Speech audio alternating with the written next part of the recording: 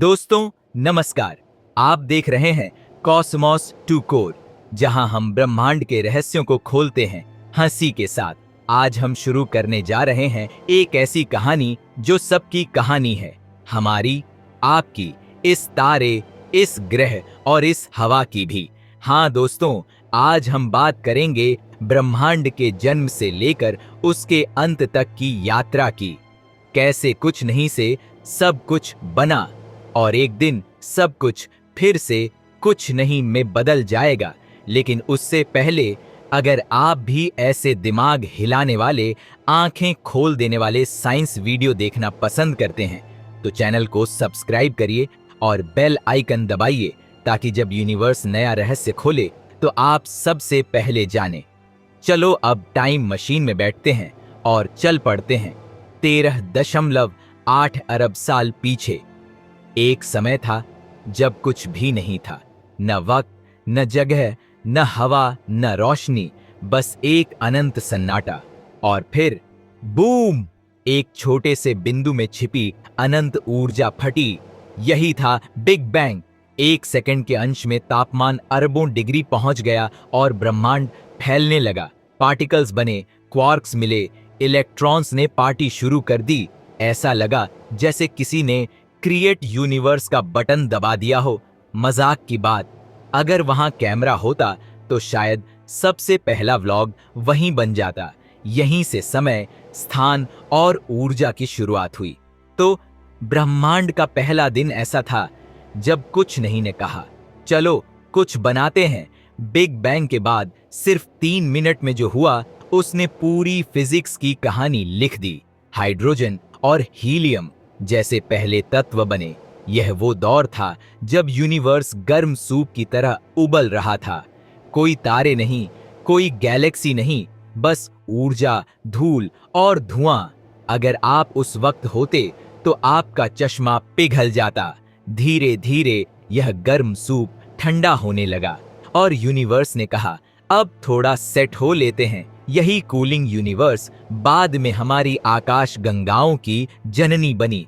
38,000 साल बाद यूनिवर्स इतना ठंडा हुआ कि प्रकाश पहली बार आजाद हुआ। पहली रोशनी, जिसे आज हम कॉस्मिक माइक्रोवेव बैकग्राउंड कहते हैं। वो पल ऐसा था जैसे ब्रह्मांड ने पहली बार सेल्फी ली हो। नासा के सैटेलाइट्स ने इस पुराने फोटो को आज भी कैप्चर किया है। वैज्ञानिकों के लिए यह ब्रह्मांड का जन्म सर्टिफिकेट है। और अगर ब्रह्मांड बोल सकता तो शायद कहता, फाइनली आई एम ऑनलाइन। लगभग 100 मिलियन साल बाद हाइड्रोजन बादल सिकुड़ने लगे और पहले तारे बने। यह तारे इतने विशाल थे कि कुछ ही लाख सालों में फट गए। सुपरनोवा, उन विस्फोटों ने ब्रह्मांड में भारी तत्व फैलाए। आयरन, कार्बन, ऑक्सीजन, मतलब हम सब तारों की राख से बने हैं, कह सकते हैं। हम सब थोड़े से तारे हैं, बस नेटफ्लिक्स ज्यादा देखते हैं। तारों ने मिलकर बड़ी संरचनाएं बनाई, आकाश गंगाएं, गैलेक्सीज। उनमें से एक थी हमारी प्यारी मिल्की वे, एक घूमती हुई स्पाइरल गैलेक्सी जिसमें अरबों तारे और गैस हैं। और शायद वहां भी कोई हमें देखकर कहता होगा, वो कौन है जो हमें देख रहे हैं। यही वो दौर था जब यूनिवर्स थोड़ा स्टेबल हुआ, जैसे कोई नया घर सजाता है। लगभग 4.6 अरब साल पहले हमारी आकाश गंगा में एक गैस क्लाउड फटा और बना सोलर सिस्टम। बीच में सूर्य जल उठा और चारों ओर ग्रह बनने लगे। पहले छोटे पत्थर, फिर बड़े गोले और फिर हमारा प्यारा पृथ्वी ग्रह। और हाँ, वो चांद, वो तो एक गलत टक्कर का नतीजा था। जब थेया नाम का ग्रह टकराया और एक टुकड़ा निकल गया। ब्रह्मांड का पहला एक्सीडेंटल मून। पहले पहले पृथ्वी एक उबलता हुआ गोला थी। धीरे धीरे ठंडी हुई, पानी जमा, बादल बने, बारिश हुई और समुंदर बन गए। लाइटनिंग और केमिकल्स ने लाइफ के पहले सीड्स डाले। अगर पृथ्वी तब बोलती तो कहती, फाइनली मैंने घर बसाया। समुद्र की गहराइयों में जीवन का पहला रूप बना, माइक्रोब्स, जो अपने आप मल्टीप्लाई करने लगे। धीरे धीरे पौधे बने, ऑक्सीजन आई और आकाश नीला हुआ। पृथ्वी अब आधिकारिक रूप से लाइव प्लैनेट बन गई और शायद तब भगवान ने कहा, चलो अब इंसान डालते हैं कहानी में। लाइफ इवॉल्व हुई और विशालकाय जीव धरती पर राज करने लगे। डायनासोर पृथ्वी के बॉस बन गए। लेकिन फिर एक पत्थर आया आसमान से, एस्टेरॉयड इम्पैक्ट, और सब खत्म। सीख, ब्रह्मांड में ज्यादा ओवर कॉन्फिडेंट मत बनो। डायनासोर के बाद स्तनधारी उठे। इन्हीं में से एक था हमारा पूर्वज, जिसने आग जलाई, भाषा बनाई और सोचने लगा। धीरे धीरे हम होमो सैपियंस बन गए, वही जो आज यूट्यूब चला रहा है। हमने खेत बनाए, पहिए खोजे, विज्ञान सीखा, शहर बसाए। अब हम आसमान की तरफ देखने लगे और पूछने लगे, हम कहां से आए?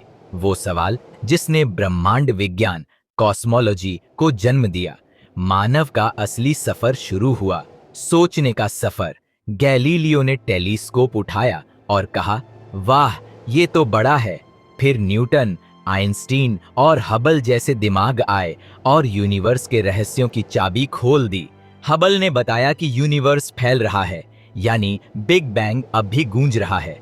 हमने पाया कि यूनिवर्स का सिर्फ 5% हम देख सकते हैं, बाकी सब डार्क मैटर और डार्क एनर्जी है जो हमें समझ नहीं आती।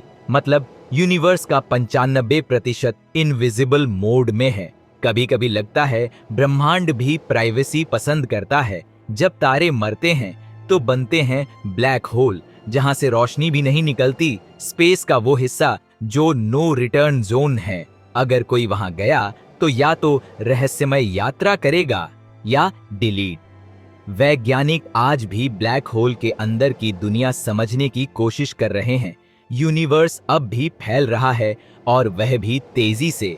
आकाशगंगाएं एक दूसरे से दूर जा रही हैं। अगर यही रफ्तार रही तो एक दिन सब कुछ इतना दूर होगा कि कोई किसी को देख भी नहीं पाएगा। ब्रह्मांड का अपना लॉन्ग डिस्टेंस रिलेशनशिप, अगर यह विस्तार चलता रहा तो अरबों साल बाद सब ठंडा पड़ जाएगा, सूरज बुझ जाएंगे, ऊर्जा खत्म होगी और यूनिवर्स एक साइलेंट आइस डेजर्ट बन जाएगा। वो होगा बिग फ्रीज।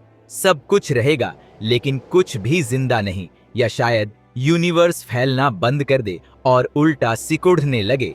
हर गैलेक्सी, हर तारा, हर ग्रह एक जगह आ जाएं और धमाके से खत्म हो जाएं।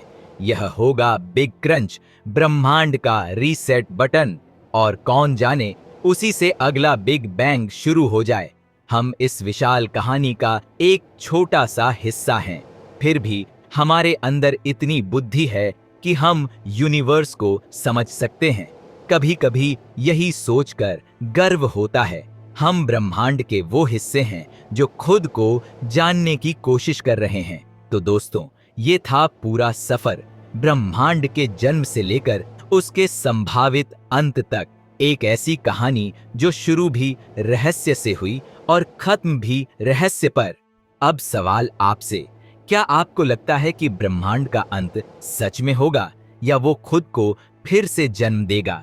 अपने विचार कमेंट में बताइए। अगर वीडियो अच्छा लगा तो लाइक ठोको, शेयर करो और कॉस्मोस टू कोर को सब्सक्राइब करना मत भूलना, क्योंकि अगले एपिसोड में हम जानेंगे क्या ब्रह्मांड सच में सिमुलेशन है। तब तक आंखें आसमान पर रखो और दिमाग यूनिवर्स में घूमने दो।